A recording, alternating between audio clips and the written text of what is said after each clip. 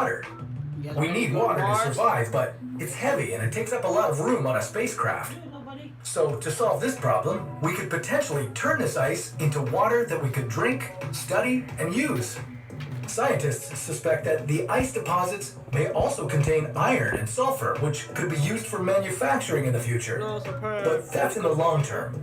For now, let's worry about your base being built. Luckily, you won't be building it, as space companies intend to send a team of robots up there to assemble the base for you. After that's done, you can finally move in.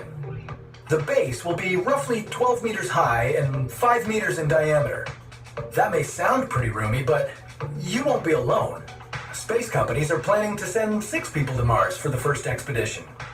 At least you'll have people to talk to while you're there. Once you've landed, you'll quickly notice how different Mars feels from Earth. Mars has just 1/3 the gravity that the Earth has. NASA says that a person who weighs 45 kilograms on Earth would only weigh about 17 kilograms on Mars. You'll be able to jump all around the planet. But if that's all you expect to do, this trip won't be for you. The first people on Mars will be unlike any astronauts we've seen before. Apart from knowing everything about physics and spaceships, they'll also have to be farmers, botanists, and excellent problem solvers. One massive problem they'll all need to solve? Food production. Let's hope you like your vegetables, because aside from astronaut food, that's pretty much all you'll be eating.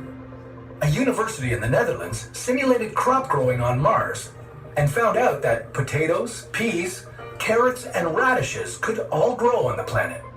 You'll be able to use the soil on Mars, and water will come from recycling urine and whatever other water products were brought onto the planet. Oh my God. And speaking of human waste, unfortunately, you'll have to use your poop to fertilize the crops you're growing. Now that's recycling. After about 9 months of researching, farming, and exploring Mars, you'll then begin your journey home. This is arguably the hardest part of the trip. You and your crewmates would hop into this Mars Ascent Vehicle, or MAV for short. Then, you need to line it up perfectly with the larger spaceship, which is orbiting Mars.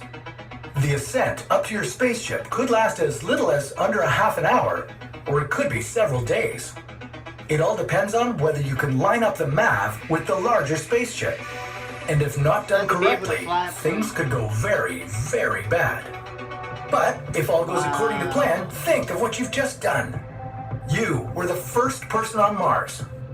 And after living there for months, what you've learned will make it easier for future generations to live on the red planet. Permanently. That's fine. But what would happen if instead of going to Mars, you went to Venus?